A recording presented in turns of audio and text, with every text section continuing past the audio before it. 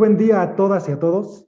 Muchas gracias por acompañarnos en este panel virtual que hemos organizado en el marco de la Semana de la Evaluación GELocal 2021. Quiero comentarles que este evento invita a instituciones gubernamentales, evaluadores, consultores, organizaciones de la sociedad civil, a la comunidad académica y a las partes interesadas del sector privado a desarrollar y promover actividades de intercambio de conocimientos sobre monitoreo y evaluación, así como organizar eventos alusivos a este tema en la región. La edición de este año se centra en la implicada situación de la postpandemia. Se necesitarán avances en la planificación, el monitoreo sistemático y la evaluación rigurosa para garantizar que los proyectos, los programas y las estrategias se basen en evidencia para contribuir eficazmente a construir mejor hacia adelante. La evidencia será clave para ayudarnos a revitalizar la economía afectada por la pandemia y garantizar que las políticas se apliquen eficazmente y que den los mejores resultados posibles. Para el equipo de la CEBIEN y la COPEVAL, es un honor participar por segunda ocasión en este evento, como parte del gobierno que encabeza el maestro Alejandro Murad Hinojosa, y organizar este panel de discusión que seguramente permitirá enriquecer el intercambio de experiencias en materia de evaluación y seguimiento de la política social en nuestra entidad. Me voy a permitir presentar a nuestros panelistas, quienes agradecemos mucho su presencia y participación en esta gran experiencia. Tenemos con nosotros a la maestra María del Rosario Villalobos Rueda. Ella actualmente es secretaria ejecutiva del Sistema Local de Protección Integral de los Derechos de las Niñas, Niños y Adolescentes del Estado de Oaxaca, la cual es la entidad responsable de tutelar y garantizar la observancia y cumplimiento de los derechos de las niñas, niños y adolescentes. La maestra es licenciada en Derecho por la Universidad Autónoma Benito Juárez de Oaxaca y cuenta con estudios en maestría en Derecho Procesal Penal y un máster en Equidad e Igualdad en el Desarrollo. También nos acompaña la maestra Ana Vázquez Colmenares, titular de la Secretaría de las Mujeres de Oaxaca. Estudió Ciencia Política en el ITAM y las maestrías de Comunicación y Medios Internacionales y Ciencia Política en la Universidad de Columbia, así como en Género, Derecho Procesal Penal. Desde su cargo, coordina acciones de atención y prevención de la violencia contra las mujeres y estrategias para la igualdad sustantiva y empoderamiento económico. Con nosotros se encuentra también la doctora Margarita Dalton. La doctora tiene sus estudios de doctorado en la Universidad Central de Barcelona.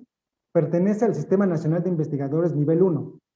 Sus investigaciones se han centrado en temas de historia, política, literatura y cultura. Tiene publicados más de una docena de libros, además de ensayos, artículos en libros, revistas, prensa escrita y electrónica. Ha ocupado cargos administrativos como directora general en varias instituciones académicas y de gobierno. También ha sido editora y directora de la revista Desacatos y Entre Líneas. La maestra Janet García López actualmente es coordinadora de vinculación de incidencia en Cicanda. Se desempeña en proyectos de desarrollo del sector de la sociedad civil. Trabajó en cooperación internacional con donadores como la Unión Europea, especialista en metodologías de enfoque de marco lógico y teoría de cambio. Y también con nosotros se encuentra la maestra Caritza Ordaz Pineda, responsable de la atención de grupos vulnerables en Oaxaca para asegurar el acceso a sus derechos sociales, promotora de la Agenda 2030 Infantil, maestra en Administración por el Instituto de Estudios Universitarios de Chiapas y actualmente secretaria de Inclusión Social de la CEBIEN. Muchas gracias a nuestras panelistas y me permito ahora ceder el uso de la palabra a la maestra Caritza Ordaz Pineda, subsecretaria de Inclusión Social, quien nos dará un breve mensaje de bienvenida a nombre del Gobierno del Estado. Por favor, maestra. Muchas gracias. Padiushi, Bendaka, Nevisanaka, Rudieti Diushelatune, Sacanune Tuladurari, Gichiruladi. Quise saludarlos con un mensaje en nuestra lengua zapoteca, que quiere decir, hermanas y hermanos, les agradezco mucho por estar aquí en este espacio con nosotros. Y pues quiero darles la más cordial bienvenida. Muy buen día a todos y a todas desde esta tierra oaxaqueña, esta tierra de artistas, esta tierra de mujeres y hombres, este estado que cautiva con su pluriculturalidad, una tierra que reúne la mayor parte de la concentración étnica de nuestro país, una tierra rica en tradiciones, en costumbres, donde conservamos nuestras lenguas y conservamos nuestros dialectos y rendimos culto sobre todo a nuestra madre naturaleza.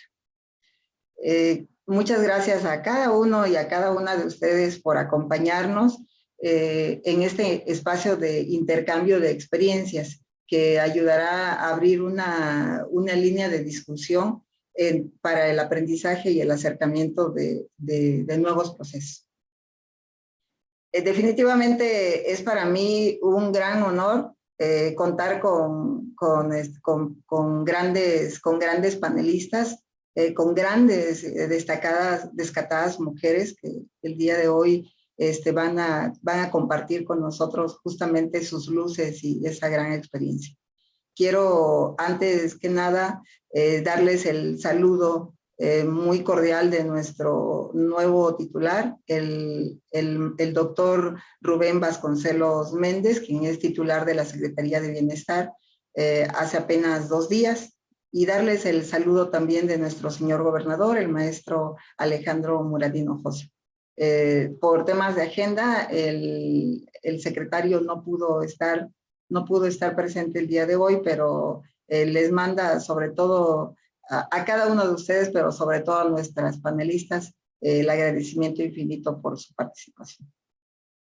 Y pues quiero saludar a María del Rosario Villalobos Rueda, quien es secretaria ejecutiva de CIPINA. Muchas gracias, Rosario. Ana Vázquez Colmenares, quien es la titular de la Secretaría de las Mujeres. A la doctora Margarita Dalton Palomo, de quien tanto hemos aprendido. A la maestra Yanet García López, quien es coordinadora de proyectos ICANDA también. Su juventud definitivamente nos va a inyectar energía, pero también mucho conocimiento. Muchas gracias a cada una de ellas, pero sobre todo gracias también a cada una y a cada uno de los participantes que el día de hoy efectivamente se sumaron a compartir con nosotros estas experiencias. Construir mejor hacia adelante, sin duda, será uno de los principales desafíos que se aseguran a corto y a mediano plazo en el contexto que corresponde a la emergencia sanitaria por el COVID-19. Esta emergencia sanitaria nos llevó a nuevos retos, a enfrentar la cotidianidad de otra manera, el trabajo de otra manera. Así también, pues eso mismo nos lleva a la construcción de nuevas formas de evaluación. Y en esas nuevas formas de evaluación, lejos de cerrarnos las puertas, nos abre nuevas ventanas de oportunidad, donde la implementación de nuevas estrategias, de nuevas metodologías, se involucran con el uso intensivo que tenemos en esta actualidad, mayormente de las tecnologías de la información, donde las tecnologías de la información pues han pasado a ser nuestra herramienta principal casi de vida. Y en esta ocasión consideramos que vamos a enriquecer mucho el intercambio de experiencias en materia de evaluación, sobre todo en materia de evaluación de la política social, de nuestros lugares de origen, pero sobre todo en nuestro estado y en el espacio en que nos encontremos.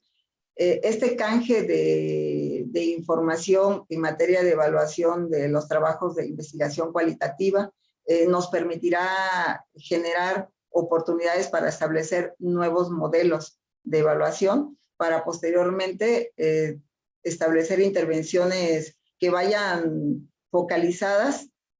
más específicas, a reducir las carencias sociales. Dar a conocer también cada vez más a las personas sus derechos sociales, también es una estrategia más para la Secretaría de Bienestar, pero sobre todo es importante que cada uno conozca sus derechos sociales y a partir de ahí también atender sus carencias. Pues iniciamos pues con este cúmulo de experiencias enriquecedoras de cada una de nuestras panelistas y cada uno de nosotros, pues deseándole mucho éxito a todas y a todos los participantes y en este nuevo simposio de la Semana de Evaluación Local 2021. Muchas gracias a cada una y a cada uno de ustedes. Muchas gracias, maestra Claritza, por su mensaje y bienvenida y sobre todo su presencia. Esto sin duda fortalece la participación de SEBIN y COPEVAL en el posicionamiento del Estado de Oaxaca en materia de monitoreo y evaluación. A continuación, les explicaré brevemente la dinámica de participación para el desarrollo del panel. La primera parte, cada una de nuestros panelistas contará con 10 minutos para compartir su experiencia desde sus ámbitos de conocimiento en atención a grupos en situación de vulnerabilidad, principalmente conformado por niñas, niños y adolescentes, para garantizar que los programas e iniciativas contribuyan al bienestar y construir un mejor hacia adelante. Posteriormente, compartiré con ustedes algunos cuestionamientos que nos permitan conocer su opinión acerca del monitoreo y evaluación aplicado a su entorno, para lo cual contarán 3 minutos para que enseguida tendremos un espacio de reflexión para quienes nos acompañen puedan compartir algunos de sus comentarios. Y finalmente, cerraremos con la lectura de algunas conclusiones a partir de toda la información y conocimiento aquí vertido. Entonces, bajo esta dinámica, me permito ceder la palabra a la maestra Rosario Villalobos, secretaria ejecutiva del CIPINA, para que nos platique acerca de los retos y oportunidades en la protección integral de los derechos de las niñas, niños y adolescentes con la finalidad de alcanzar su máximo potencial de desarrollo. Adelante, maestra. Muchas gracias. Muchas gracias, Paco. Muy buenos días tengan todas y todos. Es un placer, estimada Claritza Ordaz, que estés inaugurando esta actividad. Un gusto compartir con las panelistas, grandes compañeras de lucha de muchos años, Margarita, desde la sociedad civil, también las compañeras de Sicanda, y pues la secretaria también con sus aportaciones. Gracias a quienes nos acompañan desde las redes sociales y por supuesto también en este panel principalmente. Un saludo al doctor Rubén Vasconcelos, nuevo titular de esta Secretaría de Bienestar. Voy a iniciar mi exposición y para la fluidez por mi internet en algún momento voy a poder apagar mi pantalla para poderles compartir. Pero quiero iniciar diciendo que el evento que nos convoca representa una buena oportunidad para incluir en la agenda de los temas de desarrollo la protección de los derechos de niñas, niños y adolescentes. Para iniciar esta exposición voy a pedir, por favor, que voy a compartir y voy a iniciar con 2 consideraciones importantes. Si me permiten, si están viendo la pantalla. Sí, ya maestra, se puede ver en la pantalla. Bien, voy a iniciar mi exposición con 2 consideraciones previas. Primero, la idea de que niñas, niños y adolescentes son vulnerables, entre comillas, es parte de una visión adultocéntrica que prevalece en su relación con el mundo adulto. Esa supuesta vulnerabilidad que se atribuye a la niñez está basada, entre otras cosas, en la representación de niñas, niños y adolescentes como personas incapaces, entre comillas, para tomar decisiones y por ende en la idea de que sus madres, padres o personas que detentan su tutela o custodia deben decidir lo que es mejor para ellos. Sin embargo, la verdadera vulnerabilidad se halla en las condiciones que le impiden ejercer de manera efectiva sus derechos. Superar la idea de que la niñez es vulnerable per se y que en realidad son sus condiciones de vida, como la pobreza, la violencia, la falta de acceso a la educación o a la salud, por ejemplo, nos permitirá considerarlos y tratarlos como personas en desarrollo y titulares de derechos. Una segunda consideración tiene que ver precisamente con que todos los derechos de niñas, niños y adolescentes están relacionados con las premisas del desarrollo sostenible y por tal razón deben ser protegidos. El catálogo de derechos reconocido en nuestra legislación forma parte de este modelo de desarrollo que los países del mundo han acordado como el mejor camino para optimizar la vida de las personas en el largo plazo. Por ejemplo, asegurar el acceso a una alimentación sana, nutritiva y suficiente y erradicar las formas de malnutrición, que son metas del Objetivo de Desarrollo Sostenible 2, son esenciales para garantizar a la niñez una vida saludable. En el mismo sentido, garantizar para todas y todos la enseñanza primaria y secundaria, asegurar el acceso a servicios de atención y desarrollo en la primera infancia y educación preescolar, y eliminar las disparidades de género en la educación, que son metas del Objetivo 4, que busca garantizar el desarrollo a la educación. La segunda consideración, entonces, es que asumamos que hacer posible los derechos de niñas, niños y adolescentes es una responsabilidad que nos corresponde al Estado, a las familias y a la sociedad en general. No quiero dejar de mencionar que los derechos de niñas, niños y adolescentes están reconocidos en la Convención sobre los Derechos del Niño de la Constitución Política de los Estados Unidos Mexicanos y en las leyes general y local en la materia. Estos instrumentos han estipulado una serie de instituciones y procedimientos de garantía de los derechos reconocidos, que en su conjunto se los encontramos o nos lo encontramos como mecanismos de protección integral. A saber, contamos con 3 formales, digamos.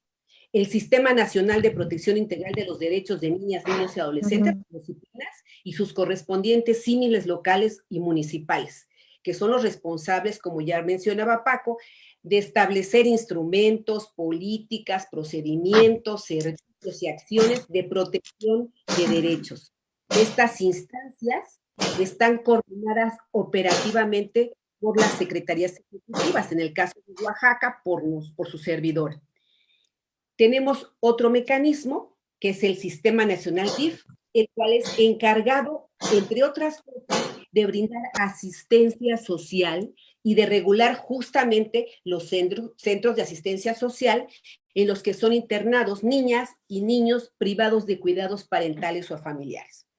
Como tercer mecanismo, este mecanismo integral de los que estamos hablando, se encuentran las procuradurías de protección, la nacional, las estatales y las municipales, que se encargan de brindar protección especial a niñas, niños y adolescentes cuyos derechos han sido vulnerados. Bien, habiendo apuntado estos 3 mecanismos, quiero manifestar que los retos a los que me voy a referir particularmente se relacionan justamente con el funcionamiento de estos mecanismos formales de protección integral como medios para garantizar los derechos de niñas, niños y adolescentes. El primero de estos retos se refiere a la coordinación que debe existir en las instancias que se encargan de darle funcionalidad al sistema de protección integral. Ello exige que la coordinación sea interinstitucional, intergubernamental e intersectorial. La coordinación entre los poderes públicos, las instituciones de gobierno, los organismos autónomos, las organizaciones de la sociedad civil, las instituciones académicas, las empresas y las familias. Esto es una condición para el buen funcionamiento del sistema de protección, ya que implica que los esfuerzos de cada instancia se orienten a cumplir los derechos de este grupo de población. Hay que decir que este concurso, conjunto de esfuerzos, no ha logrado alcanzar los niveles de funcionamiento deseable. Aún existen fuertes resabios adultocéntricos entre el funcionariado público, que provoca que niñas, niños y adolescentes no sean reconocidos como titulares de derechos. ¿Dónde van a poder tomar decisiones las niñas y los niños si no saben, si son chiquitos?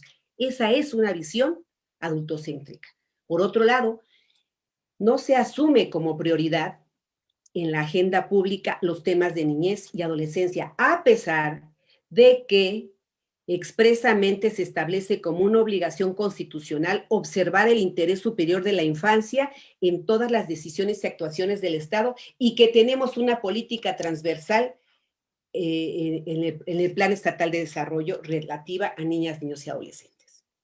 Si bien en las comisiones temáticas que se han instalado como parte del CIPINA se ha avanzado en el abordaje de temas como la salud, la nutrición, la educación y los derechos de la primera infancia, algunas instancias de coordinación que atienden temas específicos como es el trabajo infantil o la justicia para adolescentes no han funcionado a pesar del impulso que se les ha dado desde sociedad civil como Cicanda o como World Vision o como Campos de Esperanza.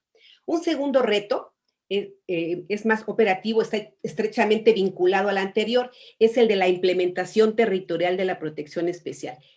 Esto es, la operación de los mecanismos referidos previamente en los espacios más cercanos de niñas, niños y adolescentes. Esto tiene dos vertientes.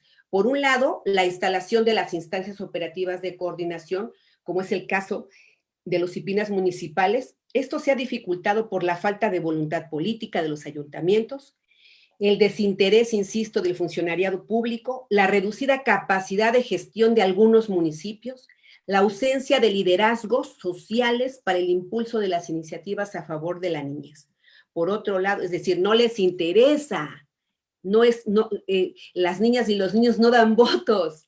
Entonces, pues hay poco interés para desarrollar estas estrategias. Por otro lado, la intervención de las instancias públicas, sociales o privadas para resolver problemas específicos como la prevención y atención de la violencia, el trabajo infantil o el desarrollo infantil temprano, se abordan a través de la implementación de estrategias, acciones o procedimientos en el territorio. Por ejemplo, la implementación, nos encontramos implementando el Protocolo Nacional de Atención a Niñas, Niños y Adolescentes Víctimas de Violencia, el programa Campos de Esperanza contra el Trabajo Infantil y la Estrategia Nacional de Atención a la Primera Infancia, los cuales representan oportunidades para cerrar la brecha de desigualdad en la niñez. Es decir, existen organizaciones tanto gubernamentales como no gubernamentales que apuestan al desarrollo de las potencialidades de las niñas, niños y adolescentes. El tercer reto tiene que ver con la información disponible para tomar decisiones y evaluar las políticas públicas a favor de la niñez. Lo que no se mide no se puede evaluar. A pesar de que la Secretaría Ejecutiva del CIPINA cuenta con un sistema de información y estadística sobre los derechos de la niñez y la adolescencia, es justo decir que se requiere la información de manera oportuna, sin retraso, en la actualización de sus indicadores. Apostemos a mejorar los mecanismos de registro y gestión de información administrativa relacionada con las acciones que realiza cada área. Resulta primordial contar con información desagregada por sexo, subgrupo de edad, condición de pertenencia étnica, condición de discapacidad, a fin de tomar las mejores decisiones de política pública y poder evaluar su gestión e impacto. No sabemos de repente por qué las instancias no están midiendo, si forma parte de nuestro trabajo o por qué lo miden a destiempo. El último reto responde a la necesidad de proteger los derechos de niñas, niños y adolescentes en el contexto de la emergencia. Un poco al inicio comentábamos esta parte. La pandemia de COVID-19 ha puesto a prueba la capacidad de respuesta del Estado y de la sociedad para proteger los derechos de la niñez, en particular a la salud, la educación, la alimentación, la recreación y esparcimiento, el acceso a las tecnologías de la información y comunicación y a una vida libre de violencia. Al inicio de la pandemia se priorizó la mitigación de los derechos sanitarios y posteriormente, con el confinamiento, los efectos económicos. Pero se dejó de atender el impacto social, en particular la prevención de la violencia familiar, las afectaciones emocionales y el apoyo educativo, entre otros efectos. Aunque desde las CIPINAs se emitieron orientaciones y recomendaciones para la federación, para los ejecutivos locales y hacia los municipios, a fin de mitigar los impactos sociales de la pandemia, Dichas acciones aún están en proceso de ejecución en algunos lugares y, por supuesto, estamos en la evaluación. Por eso es importante la entrega de la información en tiempo para tener la posibilidad de evaluar y corregir nuestras políticas públicas.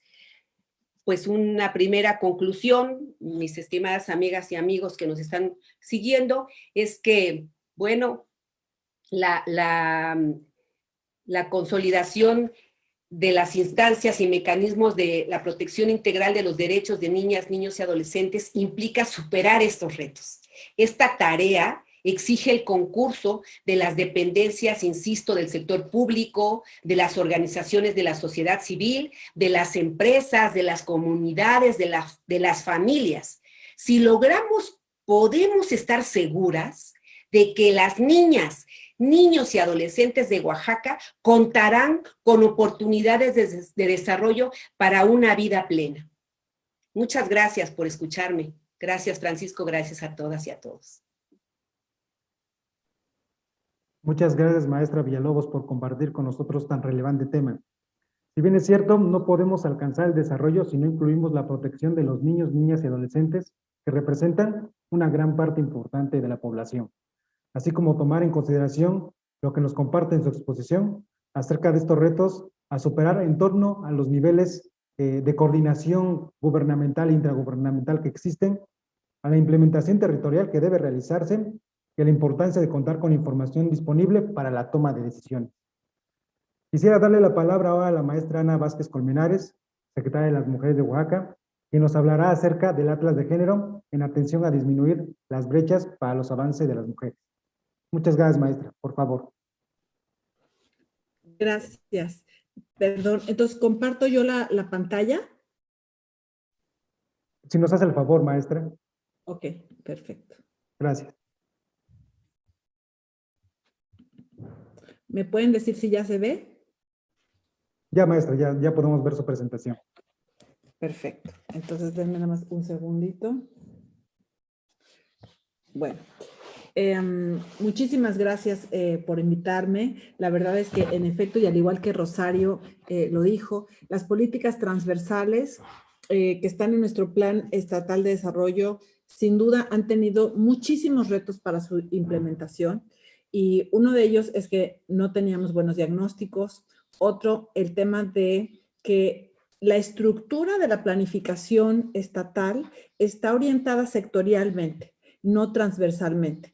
Asimismo, los presupuestos. Entonces, aunque tengamos pues técnicamente mucho dinero que se destina, mucho dinero público a cada uno de los ejes transversales de niñez y adolescencia, de mujeres o de pueblos indígenas y afromexicanos, lo cierto es que ese recurso no está claramente identificable en términos de su impacto. Y yo creo que ese es uno de los principales retos.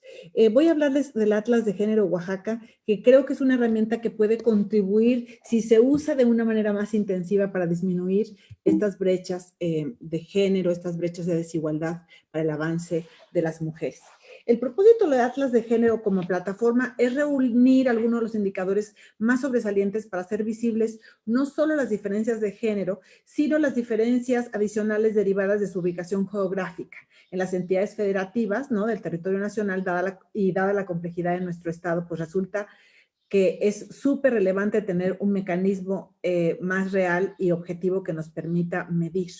En este tenor identificamos la carencia de información a nivel regional y municipal en materia de igualdad de género, misma que imposibilita la formulación de políticas públicas basadas en evidencia estadística y geográfica. Y esto fue lo que motivó a la Secretaría de las Mujeres de Oaxaca y a la Dirección General de Población de Oaxaca, DIGEPO, a acercarse a la Dirección Regional Sur del INEGI para diseñar una herramienta pionera a nivel subnacional que identificara aportes, áreas de oportunidad y ámbitos prioritarios desde un enfoque de género, interseccionalidad e interculturalidad, ¿no? Entonces surge así el Atlas de Género como un instrumento de consulta efectivo para la toma de decisiones en políticas públicas enfocadas a la reducción de las brechas de género.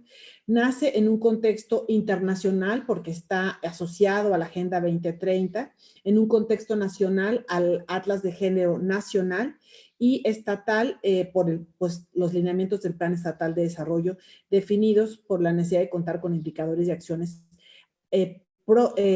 con enfoque diferenciado que permitan conocer y reducir las brechas de desigualdad en el estado de Oaxaca. Entonces, el Atlas de Género, Oaxaca es el primero en su tipo en el país, es importante decirlo, y tiene información de los 570 municipios de nuestro estado. Su propósito, como les decía, es exponer las áreas de oportunidad y los ámbitos de acción prioritarios desde un enfoque de género para apoyar la planeación, implementación, monitoreo y evaluación de las políticas públicas estatales y municipales. Es la primera plataforma en su tipo, nos permite monitorear políticas públicas, cuenta con 11 ámbitos y 111 indicadores. Los temas o ámbitos en los que se está trabajando el Atlas son 1, población, 2, educación, 3, salud, 4, trabajo, 5, uso del tiempo, 6, pobreza, 7, violencia, 8, población indígena, 8, población afrodescendiente, 9, perdón, afrodescendiente, 10, toma de decisiones y 11, transparencia. Estos ámbitos y los indicadores, de hecho, superan el del Atlas de Género Nacional en número, que tiene 85 indicadores. Y bueno, tiene los 3 niveles de desagregación, el estatal, el regional y el municipal, y posibilita la retroalimentación de las personas usuarias a través de tutoriales, descargas e inclusive participación. Entonces, es una fuente de información para diversos tipos de usuarios, desde luego los del sector público, hasta, por supuesto, la academia y las organizaciones civiles. Una cosa interesante del Atlas de Género es que en su diseño técnico tiene la capacidad de crecer en áreas, en indicadores, a fin de que más instancias y dependencias de gobierno puedan subir información, compartir información y que podamos medir estas brechas de desigualdad, ¿no? ¿Cuáles son algunas de las cualidades? ¿No? Nos permite contar con un instrumento de diagnóstico a nivel municipal y regional que no existía y que visibiliza la condición de desigualdad de mujeres y niñas particularmente. Ha fortalecido la generación de registros administrativos de las instituciones participantes. Se identificó que los indicadores de pobreza multidimensional a nivel municipal aún pueden fortalecerse con el enfoque de género y ahí estamos trabajando mucho con COPLADE, en este sentido, en el diseño de los programas municipales de desarrollo. Y también es un mecanismo de recopilación de información estadística y geográfica histórica, ¿no? Que permite observar series o la evaluación en los cambios en la situación de la igualdad de género. Entonces, algunos de sus logros son esos. Creo que otra de las cosas interesantes es que es una plataforma de fácil replicabilidad. Y a nivel nacional, inclusive nos han pedido que asesoremos a 2 estados para la construcción de sus propios atlas de género. Contar con información con perspectiva de género, pues tiene muchas ventajas, ¿verdad? Facilita el monitoreo de acciones locales y responsabilidad del Estado mexicano adquiridas con tratados internacionales como CEDAW, la Convención de Belém do Pará o el Consenso de Montevideo, la Agenda 2030. Permite la planeación local, entonces sí está siendo utilizada como una herramienta en la construcción de los planes municipales de desarrollo, focalizar esfuerzos para reducir brechas de desigualdad y pues un mayor entendimiento de la realidad social, reduciendo el margen de error de la política pública, ¿no? Y la metodología empleada para la realización de este proyecto, pues creo que representa un área de oportunidad que podría ser utilizada como base en la elaboración de futuros proyectos estadísticos y geográficos de igual o mayor magnitud. Esta es un área de oportunidad. También tenemos, creo, la oportunidad de seguir construyendo registros administrativos que permitan tener indicadores más certeros de la acción gubernamental. En 2019 se fortaleció a las y los enlaces técnicos de las 12 dependencias que participan, que creo que las tengo aquí, déjenme ver. Ahí están. O sea, el Atlas de Género fue un trabajo colaborativo entre DIGEPO, IDEGI y la ESMO, pero no hubiera sido posible sin la participación de estas 12 dependencias que están brindando información, y para ellos había que capacitarse en enlaces técnicos, se firmaron los convenios, ¿no? Se hizo un proceso de formación en estadística básica por parte de la Facultad de Economía de la UAPJO, con la finalidad de fortalecer las actualizaciones de la plataforma, y este proceso se financió con el programa de fortalecimiento a la transversalización de la perspectiva de género, auspiciado por el Instituto Nacional de las Mujeres en el espíritu del Plan Nacional de Desarrollo, ¿no? En términos de la Agenda 2030 a nivel local, el Atlas de Género Oaxaca permite dar seguimiento a 6 indicadores, por ejemplo, de dicha iniciativa global, con lo cual Oaxaca puede fortalecer su revisión voluntaria estatal. Entonces, esta es una prueba de cómo el Atlas de Género permite la rendición, la transparencia, la rendición de cuentas en ese sentido. El Atlas de Género, además, tiene como la oportunidad de fungir como un mecanismo de recopilación de información estadística y geográfica histórica, ¿no? Derivado, por ejemplo, de las políticas que fortalecen la paridad de todo a nivel legislativo, sumamos el 31 de mayo este indicador, digamos, que no estaba. ¿Cuáles son algunos de los retos? Principalmente que se pueda normarse, que las leyes de planeación contemplen la figura del Atlas de Género Oaxaca, porque ahorita seguimos trabajando a nivel de convenios con estas instituciones, por cierto, a quienes les agradecemos muchísimo su colaboración, pero la verdad es que necesitaríamos que estuviera a nivel de la ley. Uno de los retos identificados es lograr también mayor difusión en los diferentes niveles de la sociedad, ¿no? Y que las instituciones proveedoras de generación de estadísticas que no cuentan con conocimientos y buenas prácticas, pues lo puedan hacer para la captura, análisis y almacenamiento de información con perspectiva de género. Tenemos inclusive, la verdad, retos de temas de conectividad, retos, o por ejemplo, los servidores y máquinas de algunas de las dependencias estaban en Ciudad Administrativa y en los meses de confinamiento, pues simplemente no había personal que estuviera yendo ahí, entonces, pues eso impedía de manera fáctica la alimentación del programa, ¿no? Se identificó que cada instancia generadora de información seguía una metodología para la recolección, registro y almacenamiento de sus datos propia y había que hacer un consenso. Entonces, de este modo, dadas las características del proyecto, uno de los retos fue promover la estandarización de información de acuerdo a las normas técnicas y estadísticas del INEGI, así como incorporar la perspectiva de género. Este es todo el reto, y Rosario ya habló, incorporar, así como que quitarnos la perspectiva adultocéntrica, ¿no? Quitarnos la perspectiva androcéntrica y patriarcal en un orden social y en un gobierno que ha sido diseñado pues de manera androcéntrica, no es nada sencillo. Entonces, bueno, ahí tenemos, yo creo que uno de los retos mayúsculos, incorporar la perspectiva de género realmente en la toma de decisiones, en el diseño de las políticas, en el diseño de la evaluación de las políticas, ¿no? Y bueno, en este tenor, la Secretaría de las Mujeres de Oaxaca ha participado el año pasado, hicimos un diplomado en políticas públicas con perspectiva de género, donde participaron algunas de las instituciones que alimentan el Atlas de Género Oaxaca. Y pues ahí vamos trabajando mucho en este tema y bueno, lo voy a dejar allí para que podamos después platicar. Muchas gracias. Muchas gracias, maestra Ana Vázquez. Como siempre, de forma muy clara, planteando la importancia del tema de género como parte del desarrollo y la aplicación de políticas públicas. Y sobre todo, por darnos esta perspectiva clara del Atlas de Género que creemos y estamos seguros que es un hito en la generación de información estadística para aplicación de políticas públicas, sobre todo orientada a mujeres, y teniendo como antecedente inmediato que justamente este grupo poblacional son un grupo muy afectado por este proceso de pandemia que hemos transitado todos. Quiero comentarles a todas y a todos quienes nos acompañan que esta transmisión pueden enviarnos a través de nuestras redes sociales todos sus comentarios y apreciaciones, y también al correo copevalwax@gmail, los cuales con oportunidad le remitiremos a nuestros panelistas para que puedan darles oportuna respuesta. Muchas gracias a todas y todos.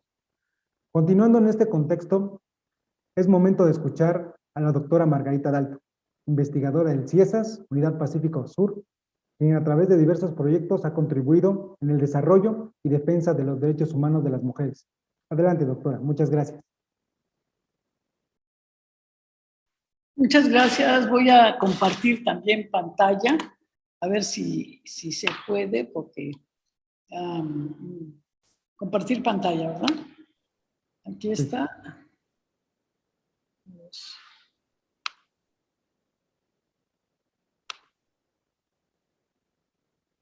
Además que no sé si ya la ven. ¿Están Ya viendo? la podemos ver, maestra. Doctora, Pues, ya la podemos ver. bueno, perfecto. Yo voy a hablarles un poco de un proyecto, el 548, que se llama Participación Ciudadana de las Mujeres en el Combate a la Pobreza en Municipios Rurales de México 2015-2030. Es un proyecto que estamos haciendo con CONACYT, y en este proyecto participan 3 catedráticos, que es el doctor Julio Morales, la doctora Marlene Martínez, la doctora Dulce Gómez Navarro, y una servidora es la coordinadora del proyecto. Se han logrado algunos avances. Desafortunadamente, por la pandemia, tuvimos que suspender el trabajo de campo. Yo había hablado sobre salir al campo con varias de ustedes, con Ana Vázquez y con la Secretaría de Bienestar también. Queríamos ir a varios municipios, sobre todo los municipios más pobres de Oaxaca, los que están así evaluados como en situación de pobreza extrema. Yo, el concepto de pobreza, yo todavía tengo varias opiniones al respecto. Tengo muchas reservas y críticas también, porque me parece que no es un concepto totalmente acotado y que nos permita conocer las diferentes culturas de Oaxaca, la diversidad cultural que existe en el estado, y cómo esta diversidad cultural pues nos puede llegar a tener ideas pues contradictorias sobre lo que es ser pobre o no ser pobre, y sobre todo sobre el concepto de pobreza estructurado, aunque se vea multidimensional.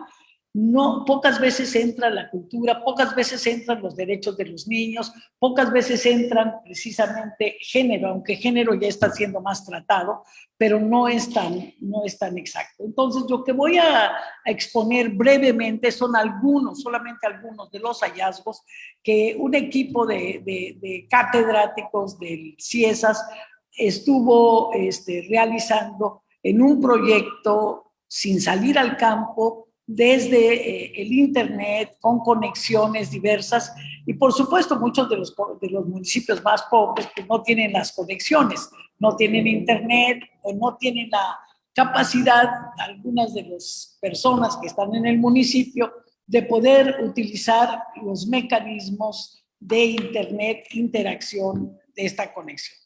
Yo creo que son grandes los retos que tienen quienes aplican las políticas públicas, como todos ustedes que están aquí.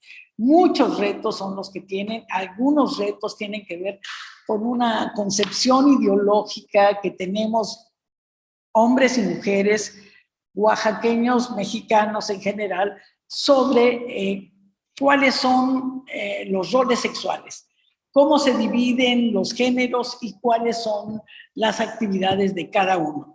Estas ideas, esta ideología está tan profundamente enraizada en nosotros que es parte de nuestras identidades, aun cuando se quiera evitarlas. Yo creo que uno de los grandes retos de los funcionarios y funcionarias públicas que hacen posible que se realicen programas y proyectos para apoyar las desigualdades, o sea, para apoyar que no existan desigualdades, para apoyar que exista mayor justicia y mayor igualdad de oportunidades, pues es que nuestra forma de ver, o la forma de ver de muchos de los agentes de estas instituciones o de esta gobernanza, son formas predeterminadas. Y ese es uno de los grandes retos. Yo creo que hay que transformar esto.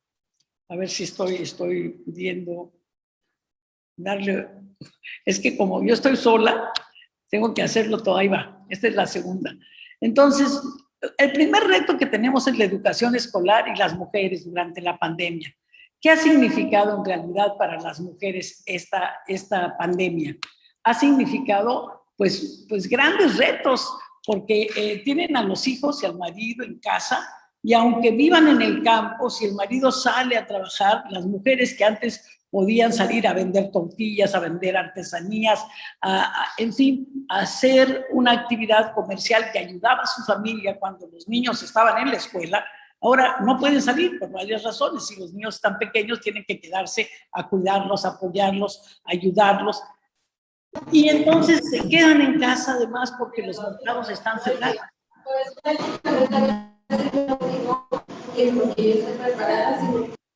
No sé qué pasó, pero bueno. Yo decía, entonces hay un reto muy grande para las mujeres cuando dejan de salir y tienen que cambiar sus programas, sus tiempos de trabajo, porque se quedan en casa, porque tienen que estar ahí, no solamente porque las comunidades rurales pues no hay tanta necesidad de quedarse en casa porque están en el campo, pero los niños están en casa, los niños ya no van a la escuela, y esa condición de los niños que no están yendo a la escuela transforma los tiempos de trabajo de las mujeres, y entonces la atención y cuidado se multiplican, porque además de la alimentación, además de atender al marido, atender a los niños, tiene que atender también la escuela. Y el problema más grande, el problema más grande también tiene que ver, se me fue una, bueno, a ver, está bien. No sé cómo echarle para atrás, creo que aquí, porque me faltaba la última. Estaba yo hablando sobre la falta de conectividad.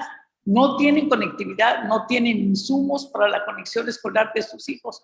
¿Por qué? No tienen computadoras, a veces no hay internet, pero a veces con el teléfono, los teléfonos celulares, no todos tienen teléfonos celulares. Y en las comunidades donde hay una televisión y hay clases por televisión, si tienen un niño de 6 años y otro de 10 o 12, no pueden estar los dos, porque no hay dos televisiones, hay una sola, entonces no pueden estar los dos a la vez en la clase.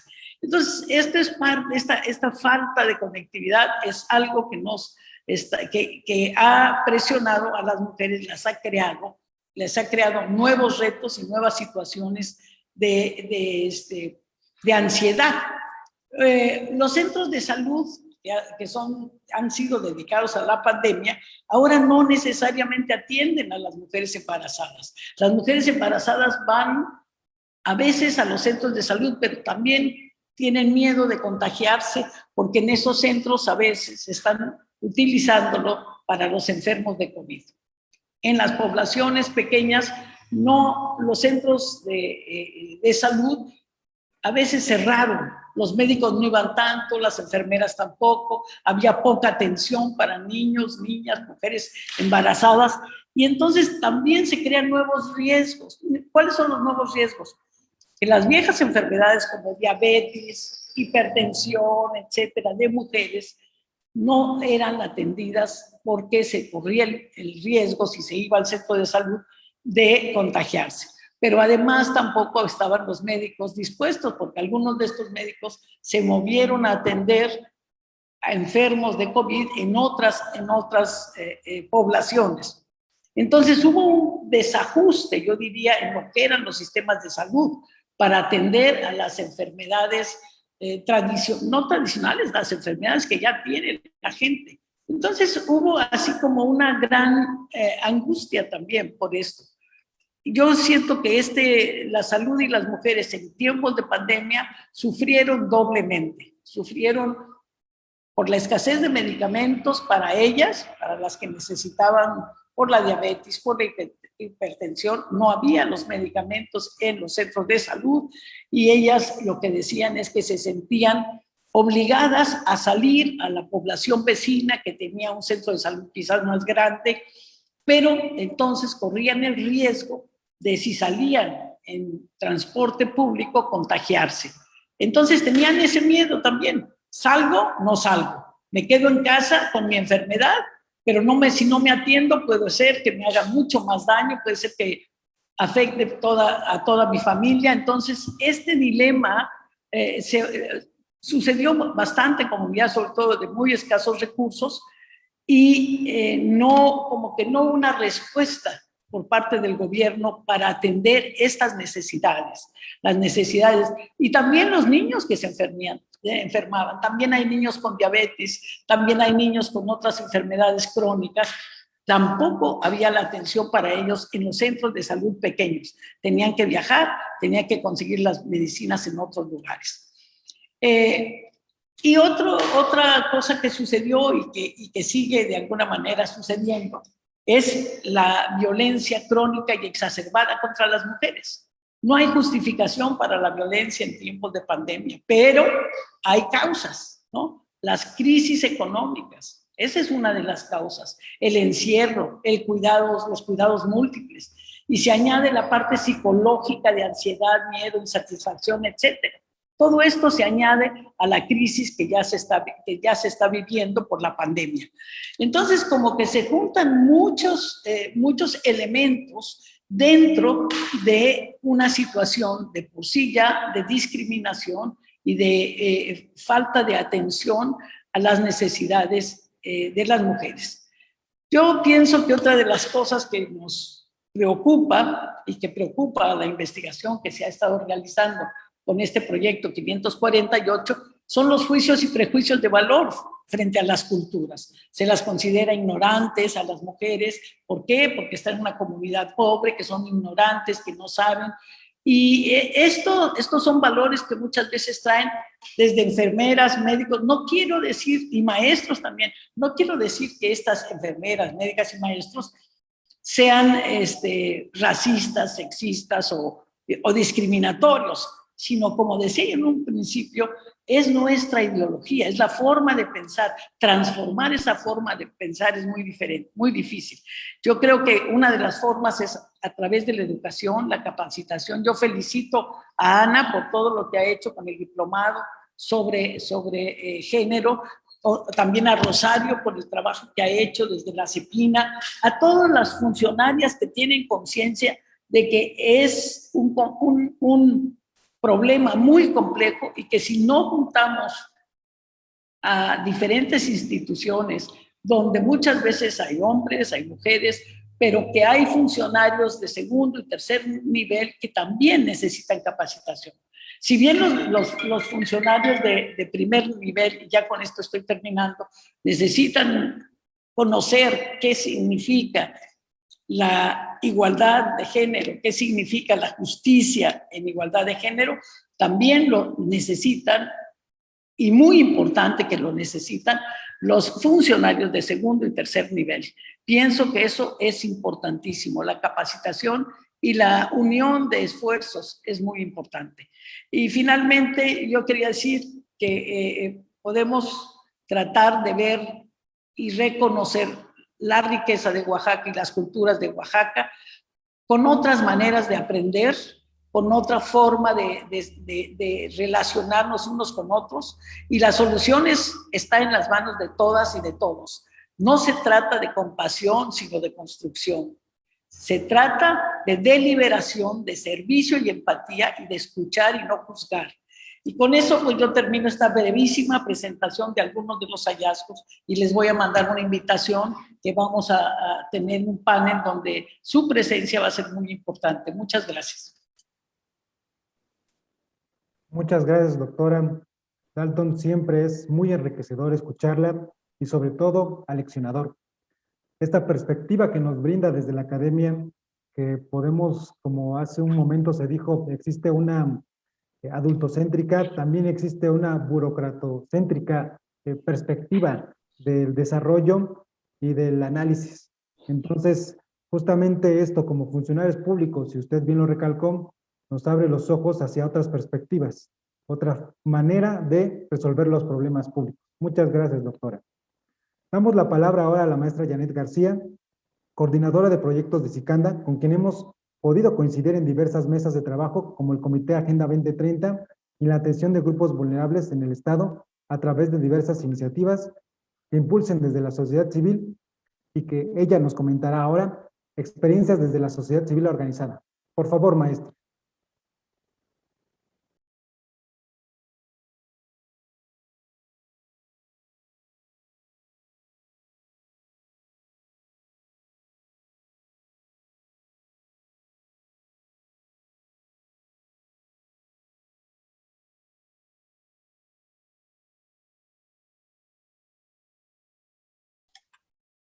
Listo. Muy buenos días. Gracias a todas y a todos. Tenía un poquito de sonido de fondo, entonces por eso dejé desactivado el micrófono.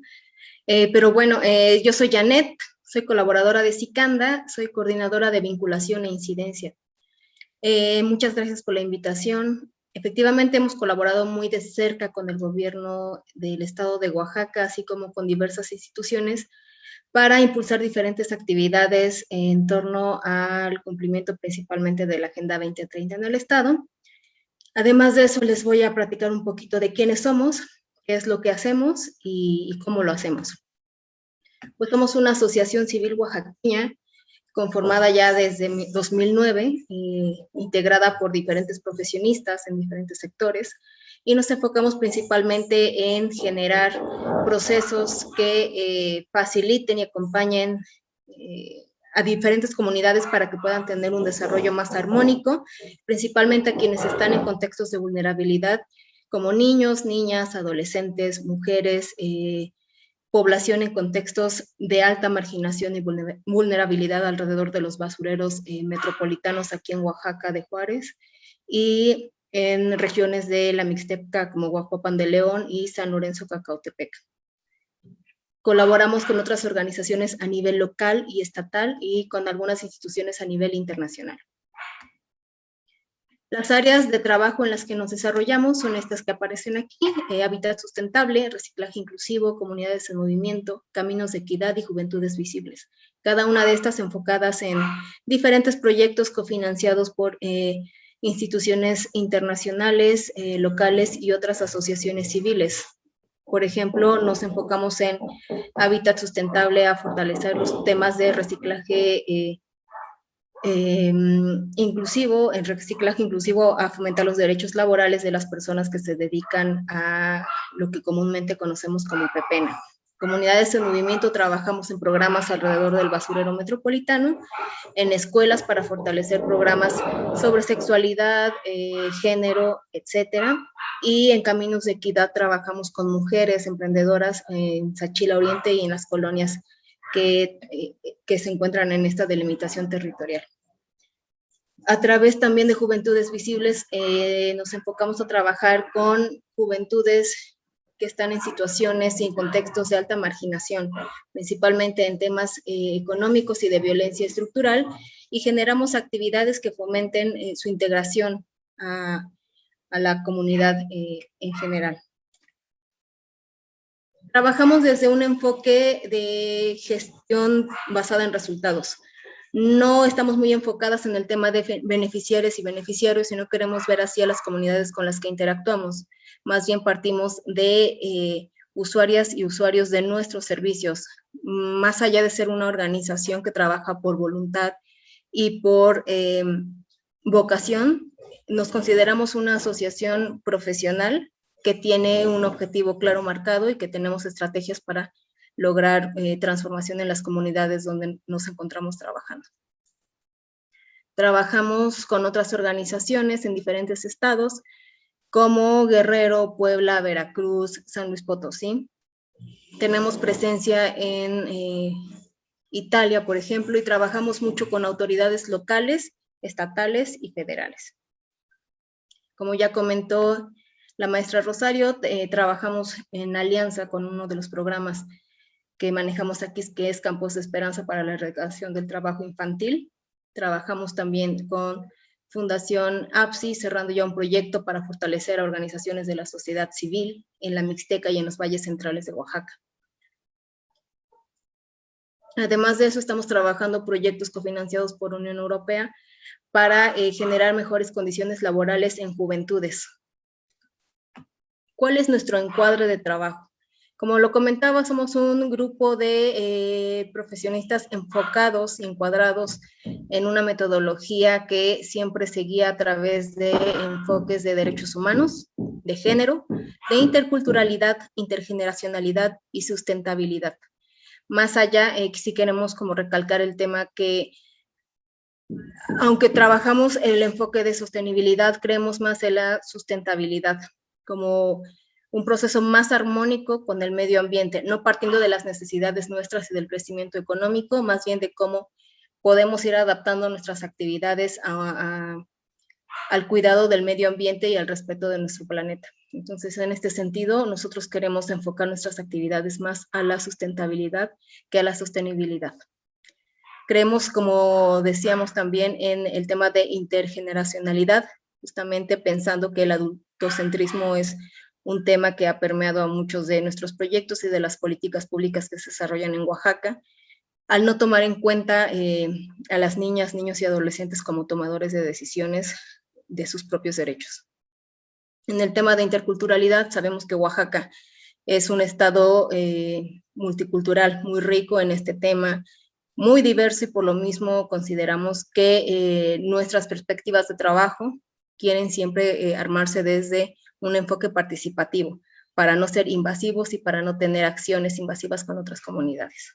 El tema de género, como lo decía también la maestra Ana Vázquez, es muy importante para nosotros que todos nuestros proyectos lleven un enfoque de género y que sea un enfoque transversal a todos nuestros proyectos, porque creemos totalmente en la igualdad de género, en la equidad, y somos también una asociación con la mayoría de integrantes feministas. La identificación, diseño e implementación de los proyectos que hacemos siempre parte de lo que decía, un diseño participativo. No queremos llegar como con una política pública que no sea pertinente a las comunidades donde estamos implementando. Nos gusta construir juntas y juntos con la comunidad, que de base se conozcan las necesidades que tiene la comunidad, porque muchas veces pasa, y lo hemos visto, que muchas políticas públicas, proyectos, programas fracasan porque no son pertinentes a las comunidades donde se desenvuelven. ¿Esto por qué? Porque la misma comunidad no la apropia, porque no expresa esa necesidad. Sin embargo, se está como implementando un programa para solucionar un problema que probablemente no reconozcan como suyo. Por eso es para nosotros importante construir conjuntamente, desde diagnósticos participativos, elaborando líneas base. Cada uno de nuestros proyectos inicia con esto, con un diagnóstico y una línea base que nos permita saber dónde estamos paradas y parados, para ver a partir de qué vamos a construir acciones y cómo vamos a desarrollar estrategias de implementación.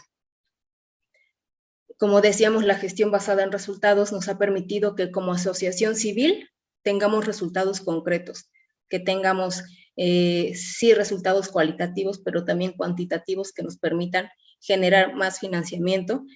Eso sí, resaltando que nuestro financiamiento no es estatal, no es federal, no tenemos, somos totalmente sin partido, sin un corte de un partido político específico. Por lo tanto, estos resultados que generamos nos permiten bajar financiamientos a nivel internacional y a través de cooperación internacional.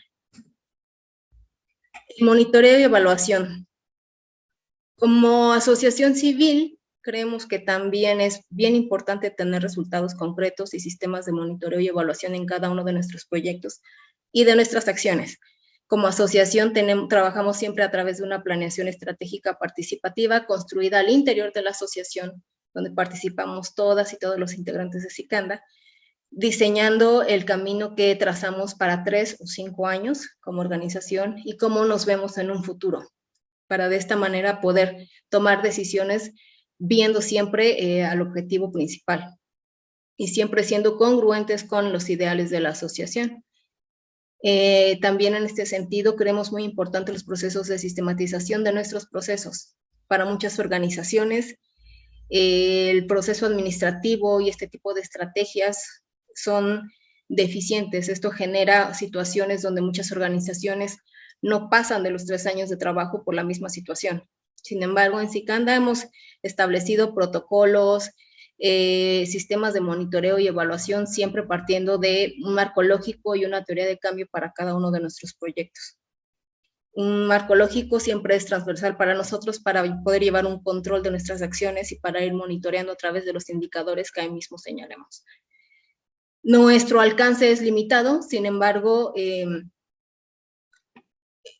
con las personas que podemos tener un alcance, aunque sea limitado, llevamos siempre un control y un monitoreo. Y una evaluación es importante después de que acabamos un proyecto, no solamente para ver los resultados que alcanzamos, porque para nosotras es más importante el impacto. Creemos mucho en esto de sembrar una semillita y ver cómo germina dentro de 5 años, por ejemplo. Si tal vez no alcanzamos el cambio en las 100 personas que iniciaron un proyecto, sabemos que 2 o 3 van a poder generar un impacto más grande en sus comunidades y para nosotros eso vale la pena. En nuestra última evaluación de filantrofilia realizada en el 2018, este es nuestro valor social como asociación civil. Por cada peso donado generamos 138.65 pesos en beneficio de la sociedad oaxaqueña. ¿Qué hemos hecho ante la situación de COVID? Pues tomamos acciones muy puntuales, inicialmente con un programa que se llamaba así, Susana Despensa, que alcanzó a 531 familias alrededor de los basureros que les decía que trabajamos.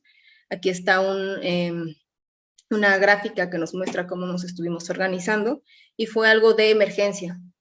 Posteriormente, cada uno de nuestros proyectos y programas se adaptó a la situación de pandemia y fuimos desde talleres virtuales para fortalecimiento de organizaciones de la sociedad civil hasta programas educativos donde se apoyaba a niñas, niños y adolescentes en diferentes actividades de educación tradicional y no tradicional.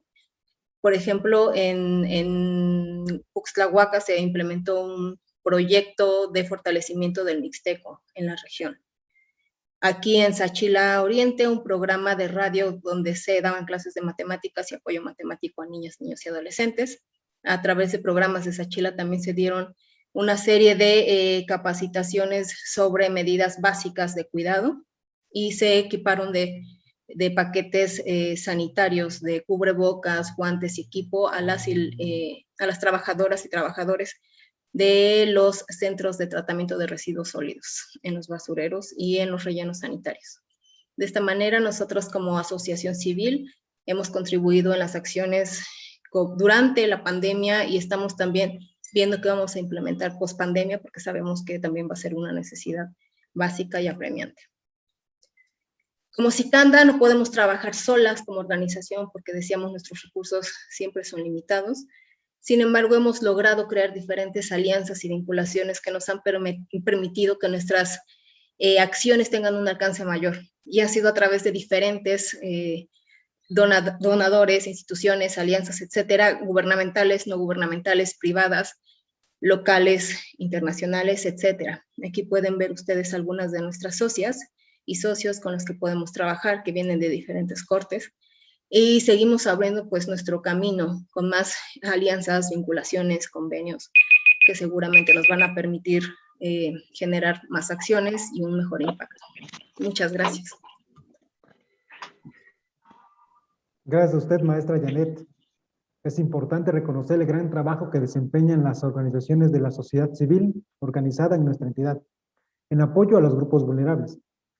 Es interesante ver la importancia que dan a los diagnósticos para llevar a cabo la identificación de las problemáticas, realizar su diseño e implementación de las iniciativas que han formulado, dando prioridad a un monitoreo y evaluación constante que les permite conocer el verdadero impacto de sus intervenciones a través de esta evaluación, como usted ya lo expuso.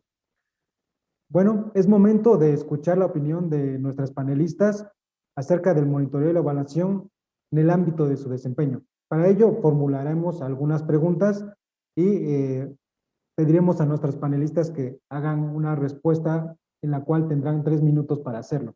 A continuación, menciono las preguntas y si gustan nos podemos ir en el orden de las respuestas, en el mismo orden de presentación de cada una de nuestras panelistas.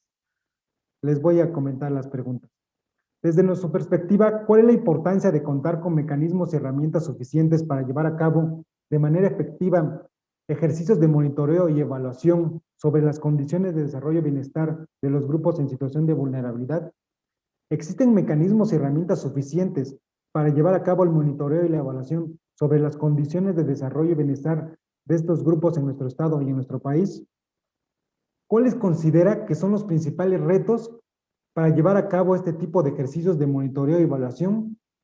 Y finalmente, ¿cuál sería la relevancia de contar con un monitoreo y evaluación dentro de un contexto de emergencia como el que está presente en la actualidad con el virus SARS-CoV-2 y la pandemia y la emergencia sanitaria en la que estamos inmersos? Pediría la participación en primera instancia, maestra Villalobos.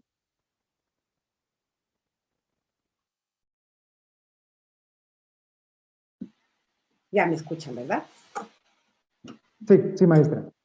Gracias, Paco. Bueno, creo que en mi exposición ya avancé un poco la respuesta. Solamente sí quisiera referirme a que considero fundamental que tengamos informaciones disponibles. ¿Para qué? Para tomar las mejores decisiones de política pública a favor de la niñez en el caso que me ocupa, pero sobre todo para ir corrigiendo aquellos problemas que se nos van presentando. Quiero referirme, por ejemplo, que desde la Secretaría Ejecutiva del CIPINA tenemos un sistema de información estadística sobre los derechos de la niñez y la adolescencia. Y hay que decir que esta información nos es importante para poder discutir en el sistema cuáles son las comisiones que tenemos que formar a fin de precisar nuestras acciones políticas, nuestra política pública. Por ejemplo, en el tema de alimentación, necesitamos tener datos precisos de aquellas instituciones que se dedican a esta asistencia social en cuanto a alimentación, en índices del estado de salud de las niñas, niños y adolescentes, y en este caso, por poner el ejemplo, necesitamos de salud, necesitamos de DIF, a fin de que su información nos las compartan de manera oportuna, sin retraso, y que actualicen sus datos para poder hacer las mejores apuestas. Me parece también que si nosotras tenemos la posibilidad de orientar nuestra política pública, vamos a tener mejores resultados.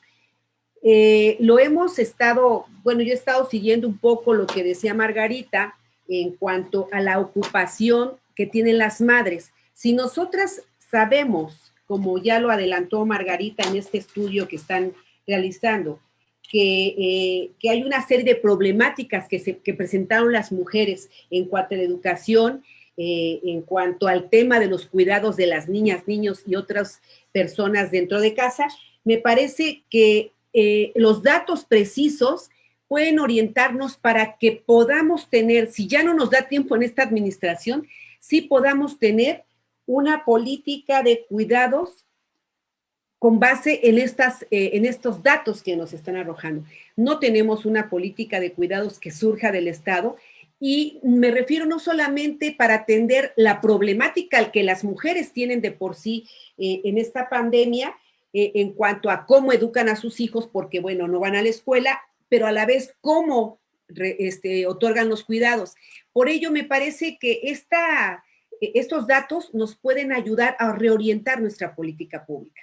Por eso es importante que tengamos datos, ya sea registros administrativos, fortalecer, estoy de acuerdo, fortalecer en los diferentes niveles de jefaturas en la administración pública, a fin de que se apropien de estos mecanismos, de estos instrumentos que nos puedan ayudar a hacer una desagregación más adecuada a fin de tener la numeralia necesaria y precisa para poder orientar nuestra política pública. Finalmente, hay cuestiones que pareciera que no se pueden medir, pero si no podemos medir, entonces estamos en un problema. Y justamente el tema del adultocentrismo, el tema del propio patriarcado que se observa en acciones, en conductas, en todas estas políticas que no funcionan, ese es un indicador. ¿Qué es lo que hemos hecho? Y que no ha reducido,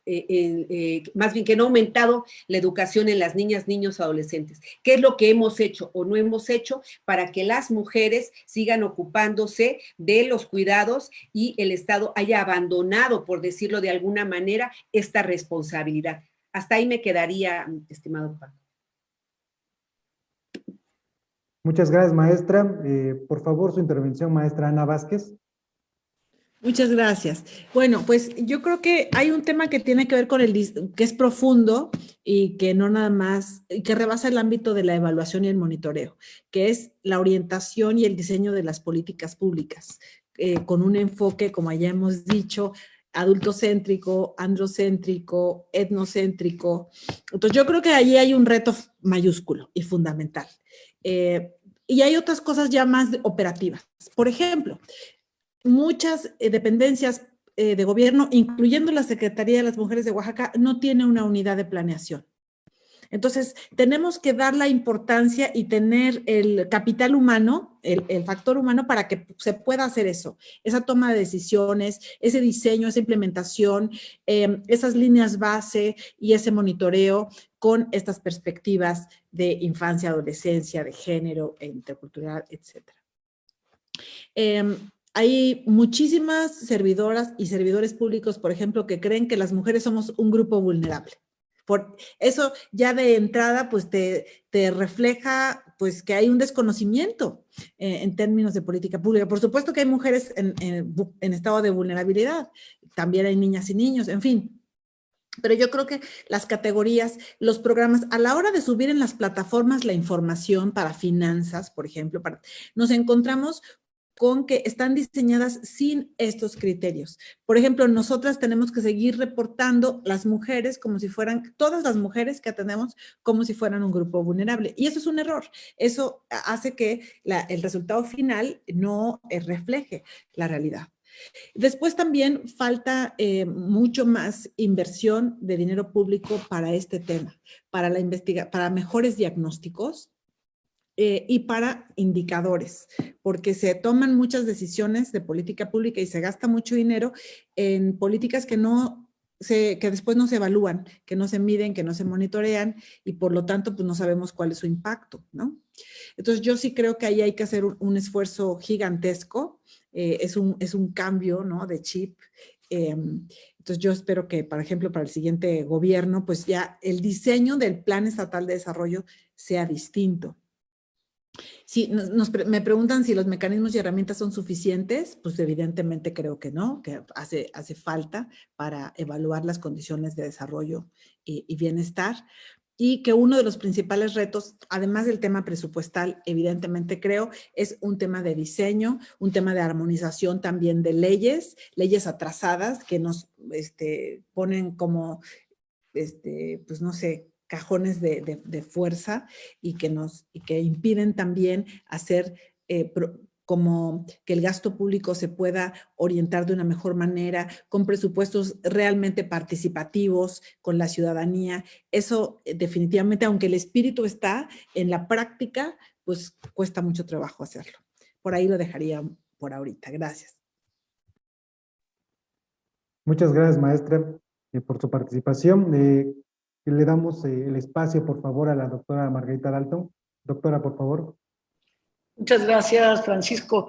Bueno, la mera verdad es que escucharlas a ustedes, a Rosario, a Ana, a Janet, me estimula mucho, me estimula mucho viendo que hay mujeres inteligentes con una visión de futuro y con una visión de cómo se resuelven las cosas. Ante tus preguntas de cuál es la importancia de llevar a cabo el monitoreo y la evaluación, yo creo que es muy importante. Para empezar, es muy importante. Ahora, es muy importante también la investigación. ¿Por qué es importante la investigación? Porque la investigación nos permite también valorar la autoevaluación, es decir, cómo la gente que recibe los programas de las políticas públicas los considera, para qué les sirven. O sea, si es una cuestión de dar dinero, ese dinero ¿en qué se usó?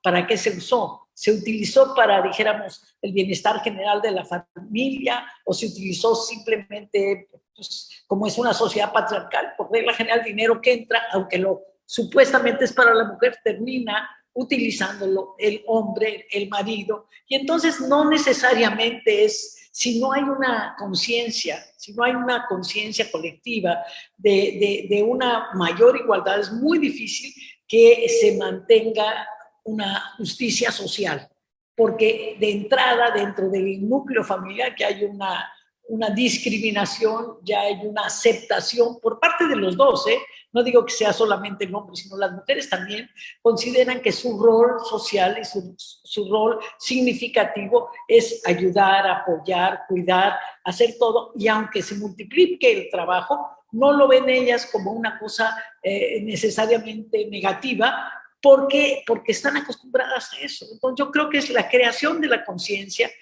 en parte la investigación y devolverle al gobierno los resultados de la investigación para sus políticas públicas.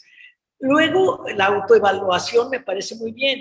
Y también tenemos dentro de todos estos retos lo subjetivo y lo objetivo. Lo objetivo son los números, las abstracciones, las cifras, que sí son importantísimas, como dice Rosario, pero no es todo, no toda la realidad está en los números. Hay parte de la realidad que no está en los números, hay parte de la realidad que está en la cosmovisión, en las subjetividades, en los mitos, en las tradiciones, en cosas que no se pueden cambiar de la noche a la mañana, a menos que haya una política pública enfocada a un cambio de conciencia. Entonces, lo que yo creo que son los principales retos, una orientación de las políticas públicas más acorde con las realidades estatales, regionales y culturales. Yo creo que tiene que adaptarse.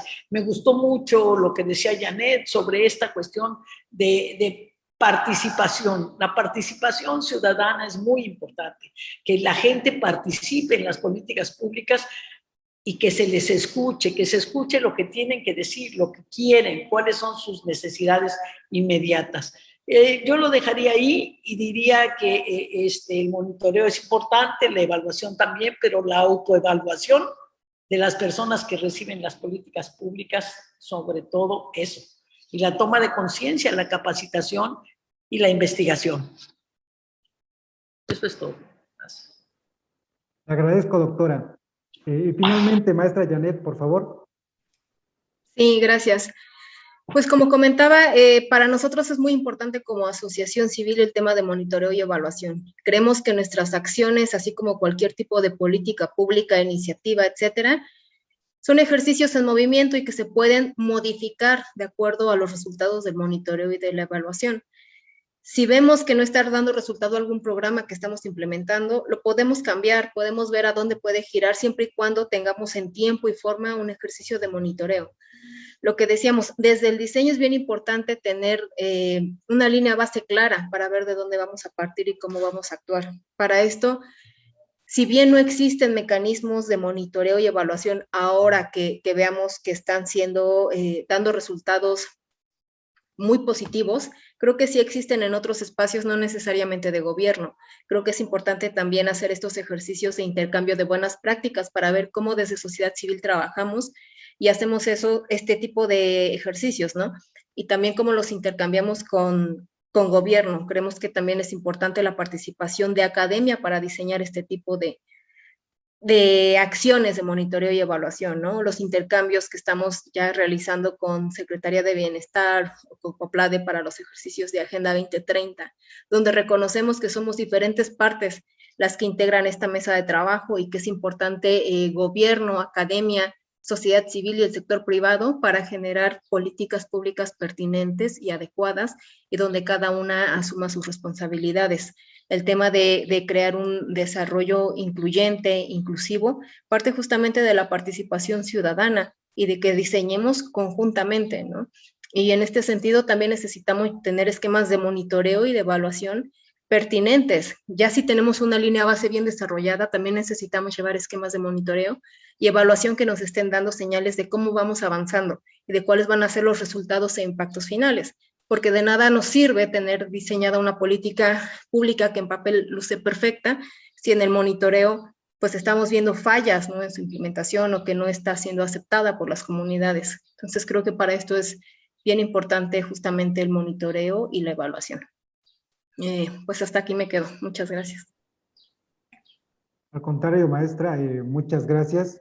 Y bueno, a manera de ir concluyendo este panel, me voy a permitir de precisar algunas de las conclusiones de cada una de nuestras panelistas y poder redondear esta discusión y este planteamiento de experiencias e intercambios de cada una de sus conocimientos que hemos tenido al momento. La maestra Villalobos nos explicaba lo necesario que es combatir las ideas del adultocentrismo y reconocer la importancia y reconocimiento de las aportaciones y la participación de los grupos conformados por niñas, niños y adolescentes, ya que con ello y el aseguramiento de una coordinación interinstitucional, intersectorial e intergubernamental, se podrá asegurar la protección de estas poblaciones y el cumplimiento de sus derechos sociales. Con aportaciones de la maestra Ana Vázquez Colmenares, nos comenta que tenemos instrumentos de monitoreo y evaluación desarrollados bajo criterios de transversalidad. Se necesita que incluyan a las niñas y niños, adolescentes y a las mujeres. Existen diferentes áreas de oportunidad, como el participar a nivel global en la práctica de dichos instrumentos e involucrarse en distintas agendas internacionales. Por otro lado, existen también retos para institucionalizar y normar en materia legislativa el desarrollo y los agentes facilitadores para el diseño e implementación de nuevas herramientas de monitoreo y evaluación de la política pública. Es preciso decir también que tanto la maestra Rosario Villalobos como la maestra Ana han planteado un hito a nivel subnacional con relación a la generación de información estadística para la atención, diagnóstico, evaluación, monitoreo de estos grupos de vulnerabilidad. La maestra Rosario Villalobos tiene a su cargo el CIPINA, el cual instrumenta una herramienta muy importante que son Mis Derechos, que ya tuvo a bien exponer la maestra Villalobos, y también la maestra Ana con el Atlas de Género. Me parece que es dos herramientas fundamentales para dar estos pasos que son definitivos y que debemos continuar creciendo con relación a integrar evidencia, integrar información para el mejoramiento de las políticas públicas. Con aportaciones de la doctora Margarita Dalton, nos muestra que la crisis sanitaria por COVID-19 ha impactado fuertemente en el desarrollo de las mujeres, quienes han sido el sector más afectado por la pandemia. Hemos visto que los casos de violencia han aumentado y el acceso a la educación representa un mayor reto de las comunidades rurales donde no hay redes de internet, por lo que hay una brecha mayor de desigualdad. A las y los diseñadores de política pública les corresponde fortalecer la planeación con información estadística de género que nos permita conocer los retos para cada uno de los grupos en situación de vulnerabilidad. Se trata de construir un equipo bajo una coordinación interinstitucional entre gobierno, academia y sociedad. La doctora Dalton nos muestra la importancia, sobre todo, y en esta última participación, nos comenta la investigación. Me parece que el trabajo administrativo dentro del gobierno nos abstrae un poco de este elemento. Sin embargo, contamos con instituciones académicas, con investigadores de alto nivel y renombre como la doctora Dalton, que bajo las cuales podemos construir sinergias, gobierno, sociedad civil y comunidad académica para generar mejores diagnósticos, generar mejores políticas públicas y sobre todo generar unas soluciones viables, como bien comentaba la doctora Dalton, aterrizables a cada una de las regiones, municipios del estado, contemplando el hecho de que Oaxaca es multicultural y con una amplia extensión territorial. Me parece que estas aportaciones son definitivas y creo que aportan mucho a la discusión sobre la atención a los grupos vulnerables. Finalmente, con la participación de la maestra Janet, es importante, nos comenta que es importante trabajar con la primera infancia, juventudes y mujeres a través de proyectos que permitan fortalecer el tejido comunitario en zonas rurales. Necesitamos colocar a las personas que reciben los apoyos como sujetos de derechos, involucrados en todos los procesos, cuidando la interculturalidad de cada comunidad y como eje principal incidir en cada acción en la sostenibilidad. Un enfoque participativo en la implementación de las políticas públicas nos permitirá mejorar las condiciones de vida de los grupos a quien se busca atender a través de su propia experiencia. La perspectiva de género nos brindará a conocer otras perspectivas sobre las cuales son los retos de cada grupo de población. Es importante tener en cuenta también, bajo esta aportación que ya nos mostró amablemente la maestra Janet, que la sociedad civil representa un núcleo fundamental en la atención a estos grupos vulnerables y también aportan una perspectiva distinta de la atención de los problemas públicos. En este caso, la maestra Janet nos mostró una perspectiva integral que involucra también esta comunidad que existe con el medio ambiente. Entonces, esta sostenibilidad que planteaba. Entonces, también los grupos vulnerables, su área de atención que involucra a las organizaciones sociales, es muy importante tenerlas porque nos brindan esta perspectiva. Y sobre todo, trabajando bajo esta perspectiva de orientación a resultados que nos comentaba la maestra Janet, me parece que también es una metodología muy interesante que no solamente debe seguir las organizaciones sociales, sino también en general todo grupo de organización que se dedica a generar políticas públicas y sobre todo a resolver problemas públicos. También me voy a permitir primero también antes de ir cerrando, agradecer a todos, a todas y todas su participación, quienes nos siguen en vía Zoom y vía Facebook. Muchas gracias por su participación. Me voy a permitir leer algunos comentarios que nos han enviado. Excelente panel, temas de importancia para el desarrollo sostenible de Oaxaca. También nos comentan la perspectiva de género, sin duda es fundamental en la generación de información estadística. Felicidades por las iniciativas del Atlas. Interesantes intervenciones, excelentes invitadas, gracias por compartir sus experiencias. Felicidades a las panelistas por su participación, son temas de interés. Es importante dar seguimiento a las políticas públicas encaminadas al desarrollo y al bienestar social. Felicidades a las panelistas, se observan bastante comprometidas con su quehacer como servidoras públicas, justamente lo que nuestro Estado necesita, personas conocedoras y capacitadas, como también ya bien lo comentaba la doctora Margarita. Entonces, bueno, muchas gracias por su participación. Todas las demás intervenciones y comentarios que nos hicieron el favor de transmitirnos a través de nuestras redes sociales y del correo electrónico, con gusto nosotros se las vamos a transmitir a los panelistas, a las panelistas, para que podamos tener una mejor comunicación y darle seguimiento a estos temas de vital importancia y sobre todo quedan evidenciados bajo esta perspectiva de emergencia sanitaria que acabamos de, y la que estamos transitando aún. Agradecemos a nuestras panelistas y a todos sus comentarios en el chat y nuestro correo electrónico, así como su asistencia. Resulta para nosotros muy importante conocer su opinión en torno a este significativo tema. Gracias también, un sentido agradecimiento a nuestro equipo técnico y organizador. Para finalizar, pido amablemente a la maestra Clarita Saurdaz, subsecretaria de Inclusión Social, que clausure, por favor, nuestro evento. Adelante, maestra.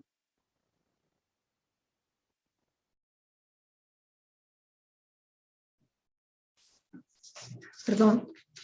Bueno, muchísimas gracias de nuevo. Ya se me adelantó Francisco, agradecerles a todas y a todos, principalmente a nuestras panelistas, mujeres muy sororarias y muy comprometidas y sin dejar jamás el feminismo. Abordan cualquier tema a partir de ahí. Muchísimas gracias a todas y a todos. Se reportaron acá estar al pendiente justamente de este panel, muchas dependencias, muchas instituciones que por no equivocarme, prefiero no enunciarlos uno a uno, pero pues les agradecemos mucho su participación y su presencia. Sin duda este es uno de los grandes retos, lograr justamente esa medición. Varias veces escuché en algunas de las panelistas que efectivamente no podemos, si no se mide, si no se evalúa, jamás podremos aterrizar efectivamente políticas públicas con mayor efectividad. Y pues reconocer que el Estado de Oaxaca también, dentro de los datos publicados por la Coneval en pobreza de 2018, pues obtuvo la mayor disminución de la pobreza extrema, con 3.6%, que equivale a 135,308 personas, que decíamos que equivale como a Juchitán y a Tuxtepec juntos, más o menos, ¿no? Donde se logra reducir un poquito la pobreza en 3.6%. Y en general el país, en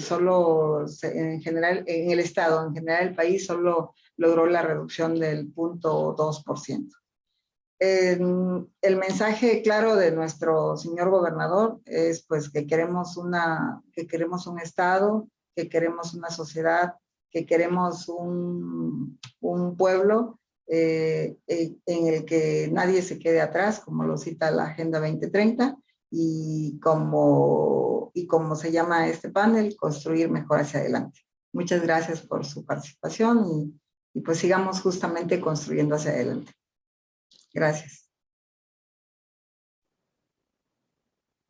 Gracias. Muchas gracias, doctora Margarita, maestra Ana, maestra Rosario, maestra Janet, sobre todo maestra Clarita, muchas gracias a todas y a todos.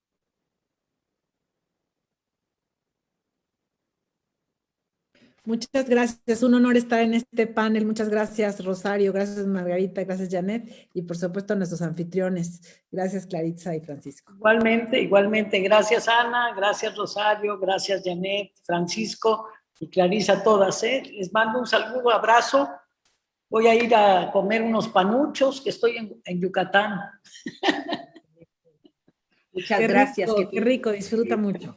Buen día. Gracias, buen día, buen día. Luego. Gracias, saludos a todas y a todos. Hasta luego.